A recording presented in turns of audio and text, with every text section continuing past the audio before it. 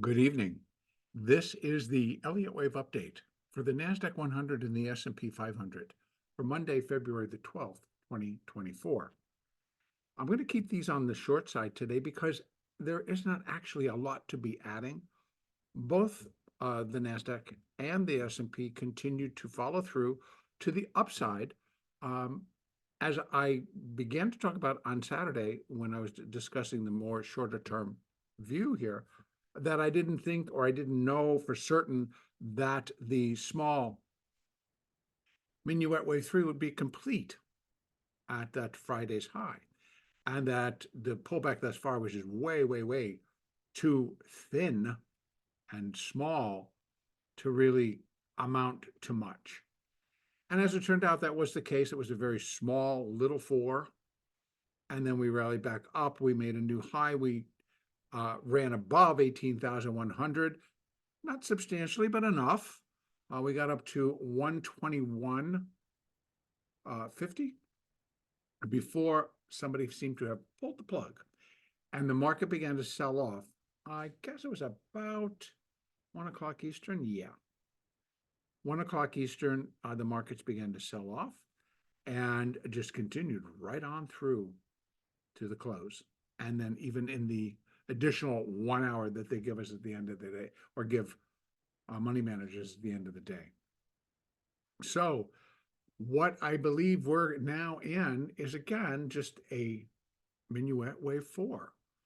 And so I had left it where I did fibs to this level. And once we broke to a new high, those became invalid. And now we have some new ones where the market's actually, by the end of the additional hour that gets added on at the end of our regular session, they did reach 17,907, which is 0.382, a 38% retracement of wave 3, this minuet third wave. And so could be done. Let me just break this down and take a look at it on the 15-minute chart. And let's see, it's 1, 2, 3, 4, 5. So no, it is not done. In fact, it could be a B, but then it gets a little foggy in here. So I don't think it's done. If anything, it might just be an A wave. We get a B wave and we get a C wave. So bringing it back out to that hourly chart, it's like, wow, there's now a couple of things that might be going on here with the market, in that we need to pay very close attention. If 18,121.50 wrapped it all up in a nice, neat bow, I don't think so. But the fact that we're coming down in what appears to be 5, at least on the 15-minute chart, remember again that what I look for when everything's all over is for 5 waves down on an hourly chart, 5 clean waves down on an hourly chart. And unfortunately, that does not appear yet. But it could be wave A, and then we get a B wave up, and then we come back down in a C wave. The do not cross zone, right, or the do not cross line, is going to be 17,775. So 17,775. That is where the minuet wave 1 topped. So wave 4 cannot overlap the price territory of wave 1, and that would be it at 17,775. But that doesn't suggest that we can't go back up, come back down to the 382 or possibly the 50%.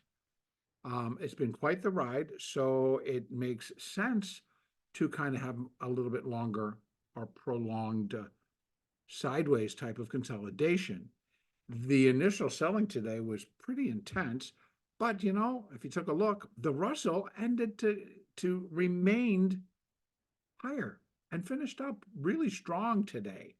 So again, we're continuing to see that kind of movement of money going into the Russell.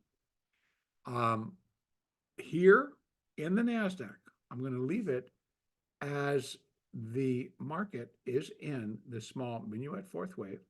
We likely have completed wave A. And so if we get a 50% retracement back up for a B wave or even a little bit higher, we are probably looking at like a back above 18,000 for sure, but maybe 18,050, 18,030 right there. We have the 8 and the 20. We broke below the 50, recaptured it, broke back below it, closed below it. So that now is also resistance. So we have 17,971, 17,989, which is was 236 support on the way down. Now it'll be some resistance coming back up. Then we have 18,030 and 18,050. So I'm thinking in that level, if this is going to be a B wave, that's where it could go. If it is complete, so in other words, if this small wave 4 is complete, because it did reach 382, then I'd be looking for this to pick up the rally again and just to keep on going. So right now, they're marking it down, not a whole lot, but about $6, 5 3/4, somewhere in there. And so any additional? Yes, it can always happen. But I've been looking for a B wave and then an additional C wave down. Now, if it just continues to drop and it breaks 17,775 and just starts to accelerate because it's going to break 618 support, it's going to present us with a different picture. And then I'm going to be looking for this to see if it's 5 waves. And then I'm going to be looking to see that just really complete the whole thing. It doesn't yet. So I'm giving the benefit of the doubt to the market that it still will gather itself up and start to go. Now, what do we have? We have tomorrow, we have CPI. Now, CPI could kick this thing even further down. CPI could be disastrous. CPI could start to suggest that, well, Fed's not going to be cutting anytime soon. In fact, they may just raise the rates. So, or hike. Now, again, they've been talking about that really isn't in their plan. Neither is cutting. So here we sit, 5 1/4, 5 1/2, and et cetera. So I don't know. But we're looking at how the market may want to react. Is it time that it's like, okay, we're going to correct bigger, that this whole move up is done? And again, it may be. I'm still counting at 1, 2, and a 3. We got a 4, and we still do a rally up. Because the other thing is that they decide, oh, you know what? Look at that CPI. It's beautiful. It continues to show inflation is diminishing. Inflation is under control. I'm not sure how. As a consumer, again, I question how they put those numbers together. Because I buy gas. I pay utilities. I'm buying electricity and gas and water for my home. I know what these cost, and they are going up. At least in the state of California, they are going up. I just went to the grocery store today.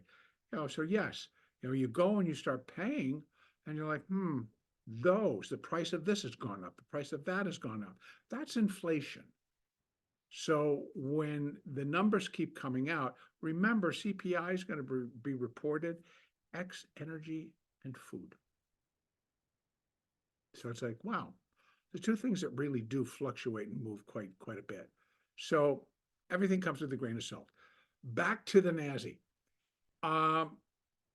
For right now, I think at least on an hourly chart, you can see that the market kind of is like coming down. It's not extremely oversold at all. We were kind of overbought and dropped real quick on that, but we're really reaching a little bit lower. We will start to move into oversold. Same thing with the MAC. The MACD kind of did its thing, rolled over, but you see, that's where it started. So again, new all-time high, lower high in the MACD. New all-time high, remember, lower high in the RSI. So again, the internals just continue to deteriorate, and that may have had something to do with it as well. Here's one last thought on this, and I'll be talking about this in just a moment because I'm going to go over to the S&P. As I mentioned over the weekend, there was reports, and they came from Spot Gamma, and that there was a call wall in the SPX at 5,000. Excuse me, 5,050. 5,050, that was it. The high in the SPX today was 5,048. So I'm like, oh, did you get close enough, market, where it was like it triggered something? Because I'm telling you, it was from off the highs that the market just decided, nope, we're out, we're going down. And they just flooded. So, and again, not heavy volume. The volume, of course, did pick up as the sellers came in. But suddenly, in the absence of buyers, it fell. It was like free fall for a little bit. Anyway, so what am I going to look for in the NASDAQ? I think that we of course have the potential for continued downside. We have the no cross zone, the line in the sand is at 17,775. A break there changes this count. I have to come out here and I have to start to look at it. It changes the count. And it may just change it enough where I have 1, 2, 3, 4, 5. We're so close to these upper levels that 18,100, it's like, yeah, stone's throw away from the cluster. 18,200 something is where it all begins. So I do think we got one more. I do think we got one more run up and we get up into this cluster. But if it doesn't, hey, as they say, close enough for government work. Let's go over to the S&P. The S&P basically also did pretty much the same thing. Here we have it. I'm going to come down to the hourly chart and we're going to open that up a little bit so we can take a look at what's going on in the inside. There it is. There is minute 4. Here is the minute fifth wave in development. 1, 2. I moved the 3 up. That's all we got in terms of that was no way in God's green earth a 4 or of anything. So it really comes down to where we had internal 3 finish here a 4. 1, 2, 3. And I'm sure I got to go put the 4 and the 5 in here as well. And I believe I can. Then the market started to just nosedive. Now, it did a little bit better in terms of that the NASDAQ gave up 18,100, gave up 18,000. So it really just kind of went out, out, out, get me out, and just kind of came right down below and still sits at, now they're quoting it higher, 17,930. So be opening in about 45 seconds. So again, S&P, that call wall in the cash market was at 50-50. So this, I believe right now, the cash closed at 50.21 and yeah, about $14, $14 to $16 premium in the future. So when it got up to 48, it's about $14, $15 premium in the future at 50.65, which that high was 50.66. Come on, tell me what it was. 50.66. So if we took away $15, then we're heading back towards that 50.48 level, which is where the XPX was. So did they kind of come up and rattle the cage and the grizzly bear came out and went pop, boom, and whacked anything that kind of tried to jar it from its little hibernation, let's say. So same deal I've done here in the S&P. I moved it up. I put the 3 up here and I look, we're in a 4th wave. So let's put those fibs up and see what comes up. So again, look what we've done. So the S&P came down 0.236, which is 55,036. Long day, huh? 5,036, and we're opening right now. And yeah, from the close, then the close, it's up a little bit off that close, still down on the after hour trip. And the S&P 5,035. So heading back towards that now resistance at 5,036. But here we have it. Let's go down and take a look at the 15-minute chart, see if we can't make any sense out of what happened here. We kind of have a 1, 2, 3, 4, or 1, 2, or 1, 2, 3, 4, 5. Wave A. We get a little wave B action going, and it may bring us back towards 5,050. On the basis the futures market, that is, and maybe we get a 50% retrace back up. We call it a B wave. This would be A, put a B of 4, and we come down and we end up back down here towards 382. Moving back out to the hourly chart, we got to take a look at what is the magic please don't cross line, and that is 49.98, or actually 49.97. So 17. It's not risking. 90 and 618, not going to happen. See, crosses, they do not cross line. And so same as with the NASDAQ, we have to start to look, if it does, we have to start to consider what's behind it. I mean, do we get the catalyst that's going to roll this whole thing over, that's going to put that cap and put the top up there? Or are we going to do a B wave, come down in a C wave, stop, and then go back up again and get up here into the S&P to 5,100 plus? I still do believe that we will. And as I have spoken before, I'm waiting for minuet wave 4, and then I can take 1 to 4 and see what we fill in all up in here. I would suspect that as I said over the weekend, that once I can get those additional fibs, that it's going to fill in this dark space in here. So we're just going to have to wait and see what we come up with. Right now, we still got that 4th wave. We have support down to 382, which is at 5,017. And we have a little bit of resistance at 5,036, getting pushed on the way up. And we'll see if they can kind of get there. And can I consider the whole correction over? It depends. If they really came flying up and just started taking everything back that it just did, then yeah, you'd have to go A, B, and this is somehow the C wave, right? A, B, 1, 2, 3, 4, 5. C, so, and that could work on both.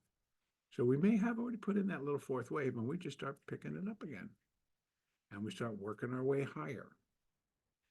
And that could happen in both markets. So let's take a look at moving averages. We see that it didn't really, the only ones that kind of put an effect on are the 4 and the 8.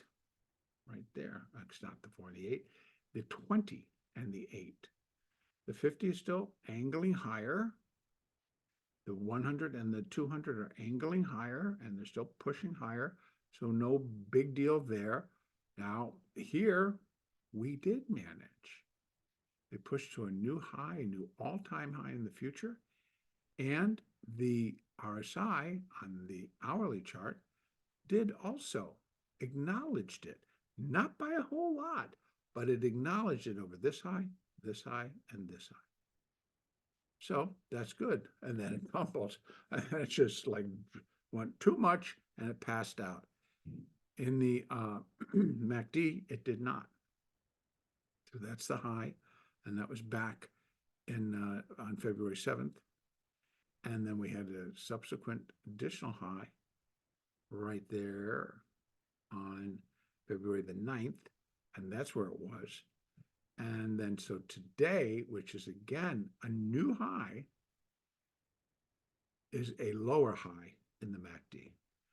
Basically, the internals continue to decline or just decay. So nothing new there. What am I looking for from here? I'm going to give it the two sides of the story. We either have reached the 4 and we start to rally, and that would suggest that we go back up above 5,044, 5,050, and we start heading towards 5,066, and we don't look back. Small little pullbacks, of course, but in terms of a pullback and we come down and make a new low, no. And that's the case, then it's likely A, B, right? So we get an A wave down, a B wave up, and that's could bring it back right up into here, no joke. And then we come back down and we get back still above 5,000, maybe coming in at 5,017.